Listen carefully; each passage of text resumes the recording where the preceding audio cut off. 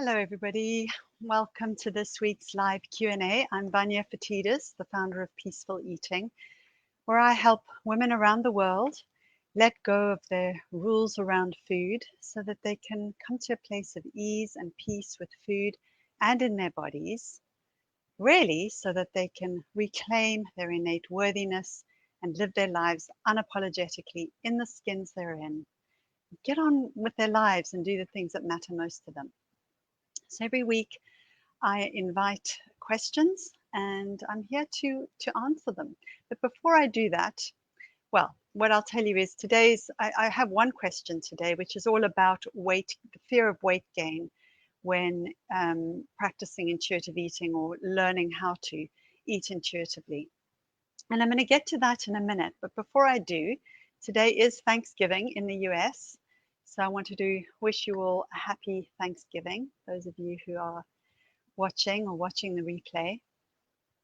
And for those of us who are not in the US and don't have Thanksgiving as an official holiday, I think every day is a day that we can be giving thanks.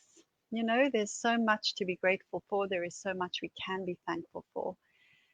And while I don't wish to override anybody's suffering or difficulty, there is something to be said for taking in the good and turning our attention towards the things that are going well in our lives, that we are thankful for, that we can be grateful for. And sometimes just thinking about the basics can really help us to slightly shift our state into one of more openness um, and thankfulness for what we do have, whether it's a roof over our heads, enough food, running water, electricity, legs that can carry us to a place, a brain that can think, a heart that can beat.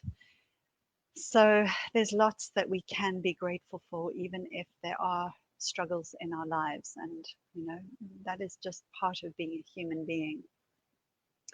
So today, I also want to tell you about my 6-week course called Peaceful Eating Over the Holidays, which is designed to help you work your way through the build up to Christmas and the days after Christmas. This can be a time of great stress for many people, and probably particularly this year, it is bringing added complications. So here in the UK, we've just been told that we will be allowed to mix with, 3 households mixing together over the 5 days of over Christmas, and with nobody else outside of those 3 households, which is certainly bringing a mixture of feelings, I think, to people.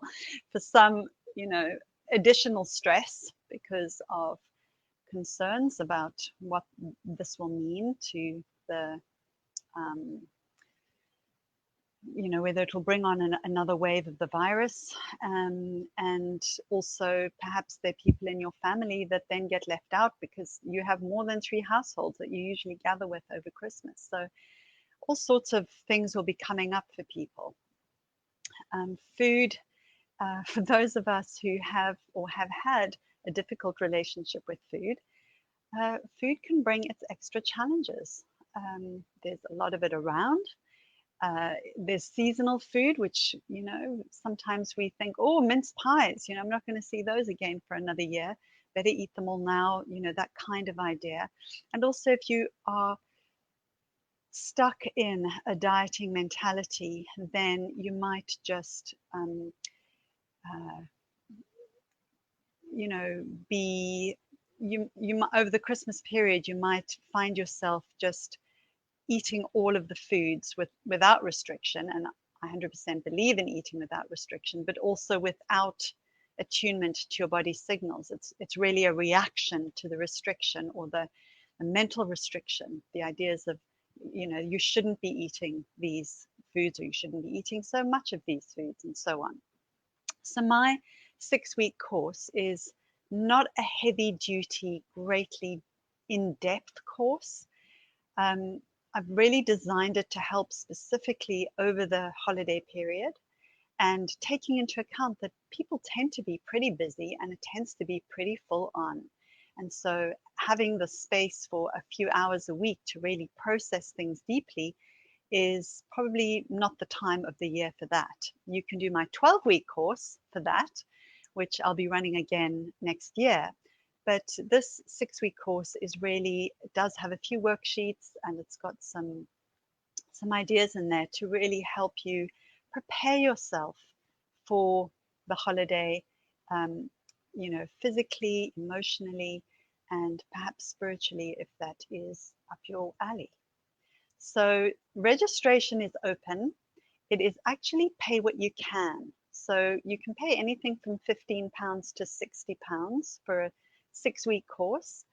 I will be answering questions. So every week, well, for 4 of these Q&As are going to be dedicated to that course. But of course, if you're not on the course, you may still submit a question, but it'll be, you know, specially focused on those things. So if you take the course, then you will get a link to submit a question. And so at this Q&A, I will be answering those questions to help you take another step, unravel something, whatever it might be. So that is on offer, and I hope it will be, I hope you'll come along and join. It's registration is open, as I said, and it starts on Saturday, which means registration closes on Friday night GMT, Friday midnight GMT. So you've got just over another 24 hours to register, and I hope you will. All right. So let me just get on to this week's question. All right. So this person says this. Oh, just the other thing is the questions that I receive are anonymous. I don't know who sends them.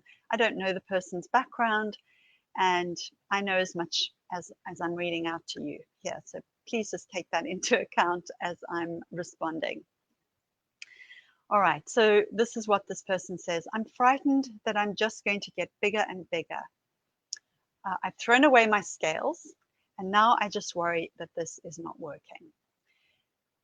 So what I want you to know is that what you're bringing here is a very, very common worry that people do have when they are stepping on the precipice of the world of dieting and feeling like you're a bit on the edge of the cliff, and what's over there is the world of non-dieting, and what you don't know is, are you going to fly or are you going to crash? And crash in this sense typically means gain weight. So this is a fear that people have, and I totally get it, that this would be a fear. And the reason why people have this fear is because we live in a fat-phobic culture. We live in a culture that discriminates against people who are in bigger bodies. We live in a culture where people in bigger bodies are judged to be, you know, out of control or lazy. There are lots of stereotypes that go along with that, and this is all highly erroneous. Okay, it is not true that all fat people are lazy and that they have no self-control at all. And equally, it doesn't mean that all thin people are not lazy and have great self-control. It actually doesn't work that way. So these are stereotypes, and unfortunately, they are leveled this way towards people in bigger bodies. Me and many others are working hard to shift the culture, and yeah, so there is a reality to the fear. You know, how will people judge me? What will they think about me? And the thing is, though, that staying stuck in a mentality of needing to or wanting to lose weight is keeping the dysfunction that you have going, right? The dysfunction with food, it is just keeping that cycle going. So what we need to do is try and step away from that and turn our attention in towards our own bodies and relearn how to listen to our own bodies, learn how to listen to our appetite, our hunger, our fullness, our satisfaction. We need to listen for all sorts of things because we've learned how to meet all sorts of needs with food, right? Or with not eating equally, it could be that way around as well. So we need to step away from outside loci of control, like the scale or a measuring tape or anything else that you might use, body checking, looking in the mirror all the time to see how your body might be changing.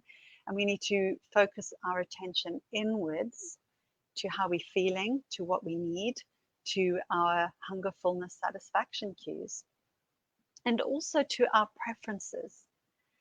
So it's great that you've let go of the scale because that's definitely a step in the right direction of supporting yourself to start listening to your own body. But there's something that I wanted to point out to you, which is that dieters often will think in a binary. You're either on a diet and controlling your weight, or you're off a diet and you then think that your weight will then be out of control. And what we tend to forget is there's a middle ground, which is not dieting, but also being attuned to our body signals so that we are eating when we're hungry, stopping when we've had enough, most of the time, okay? Because not everybody does this all of the time. I certainly don't. And when we can do this, our weight will stabilize. When you are eating in a non-restrictive way with attunement to your body signals and your own preferences, the things you actually want to eat, the things you like to eat, your weight will stabilize. Now, there may be a period of time, which when I'm working with clients, I call this the messy middle, because there's a period of time where you are unlearning all those internalized messages from the dieting world about good and bad foods, what's healthy, what's not healthy, etc., what's fattening and more slimming kind of foods, and you are learning what you like and letting go of all of those ideas. And there's a period of time in which the permission that you give yourself to eat all of the foods might not be at that point with attunement to your body's signals. And that's why I say it's the messy middle, because you're giving yourself the permission and you really need to be able to do that. And then we work on developing your ability to listen to your body's cues. Have you had enough? How do you know? Are you still enjoying it, etc.? But it takes some time to get there. It takes time and it takes patience. And so, there might be some weight gain along the way. And particularly if you have been restricting to the degree that you have been really suppressing your weight, then your body will actually need to gain weight. But this idea of your body getting bigger and bigger and bigger and bigger, I think is only likely to be the case if you have a medical condition in which that is something, that happens because of that medical condition, or that you haven't learned yet to eat with attunement to your body signals. And that is part of the process. So when you say that you worry that it's not working, I'm curious to know what you mean by that. Working for what? Because if you mean it's not working for weight loss, then, yeah, intuitive eating isn't about weight loss. Peaceful eating isn't about weight loss. It's about creating a healthy relationship with your body and with food so that you're taking better care of yourself. And by doing that, you might stay the weight that you are. You might actually increase in size. You might end up losing weight.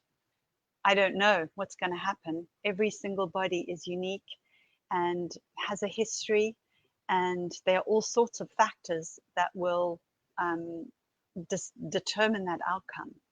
And it's not, most of it, almost all of it, is not within your conscious control. So my best advice to you would be to put your, if they are, you didn't actually mention you want to be losing weight, but given the nature of your question, my guess is because you're fearing weight gain, you are possibly hoping for weight loss or wanting weight loss as an outcome of this process. If that is in your mind, then I get it. That's a thought that you have, and it's understandable given the culture that we live in.